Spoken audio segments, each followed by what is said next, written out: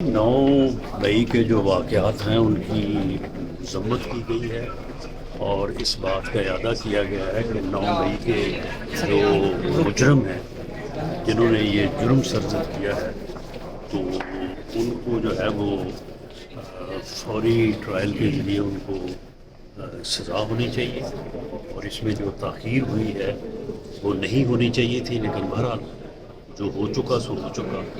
लेकिन अब इस मामले को जो है वो मौजूदा हुकूमत को जो है वो पूरी तवज्जो देनी चाहिए और इस इंतशारी टोले को जो है वो उनके किए की सज़ा देनी चाहिए, क्योंकि ये एक क्रिमिनल एक्ट है जो 9 मई को वो पॉलिटिकल एक्ट नहीं था, पॉलिटिकल प्रोटेस्ट नहीं था, वो क्रिमिनल एक्ट था।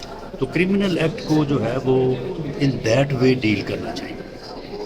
इसका जो है वो इसकी मज़म्मत, इसके प्रूफ्स, यानी इसमें तो कोई दूसरी राय नहीं है कि ये एक्ट हुआ है। जिन्होंने लोगों ने किया वो इससे इनकार नहीं कर सकते। जुडिशल कमीशन जो है क्रिमिनल एक्ट हुआ है, उसकी इन्वेस्टिगेशन हुई है, उसका चलान जो है वो मुकम्मल हुआ है, अदालत में उसको ट्रायल के लिए पेश किया जाना है और उसका ट्रायल जो है वो फौरी होना चाहिए। तो इसमें जुडिशल कमीशन तो इट मीन्स कि 1 साल और फिर आपने लेट करना है। तो ये तो है, ये तो विदिन 30 to 90 डेज जो है वो इस अमल को मुकम्मल होना चाहिए। अच्छा, राणा साहब कोई ऐसा रास्ता नहीं निकल सकता कि मुज़ाकरात जो है वो हो जाए किसी तरह से? मुज़ाकरात जो है वो क्रिमिनल एक्ट में तो नहीं ना हो सकती। मेरी जो है वो राय ये है कि ये क्रिमिनल एक्ट था। क्रिमिनल एक्ट के ऊपर आप कौन से मुज़ाकरात कर सकते हैं? मुज़ाकरात करें, मुज़ाकरात जो है वो एनी पॉलिटिकल जो है वो जो हो चुका, जो आगे होना है उसके ऊपर सियासी जमातों को आपस में बैठना चाहिए, गुफ्तगू करनी चाहिए। लेकिन क्रिमिनल एक्ट के ऊपर आप कौन से मुज़ाकरात करेंगे? इसके ऊपर तो कोई मुज़ाकरात। आपने कहा कि माफ़ी मांग लें, उसके ऊपर बड़ा सख्त सोशल मीडिया पे भी डिस्कशन हुई और तहरीक इंसाफ की तरफ से उसको मुस्तरद किया गया। बिल्कुल, DG ISPR ने कहा है कि अगर ये माफ़ी मांग लें तो उसके माफ़ी का तरीकाकार यही हो ना कि जब अदालत में, ट्रायल कोर्ट में अगर वो प्लीड गिल्टी करते हैं, माफ़ी मांगते हैं, तो उसमें फिर ठीक है, अदालत जो है वो फिर लीनियंट व्यू लेती है।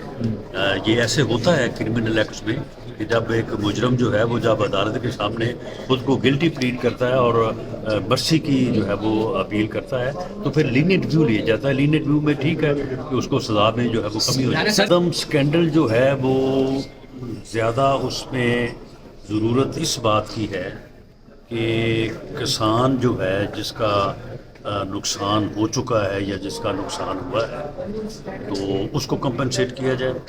और वज़ीर आला पंजाब मरीम नवाज शरीफ साहबा ने जो है उसके मतलब एक बड़ा कॉम्प्रिहेंसिव जो है वो उन्होंने एक प्रोग्राम जो है वो बना रही हैं, जो मेरा ख्याल है कि आने वाले हफ्तों में वो अनाउंस होगा।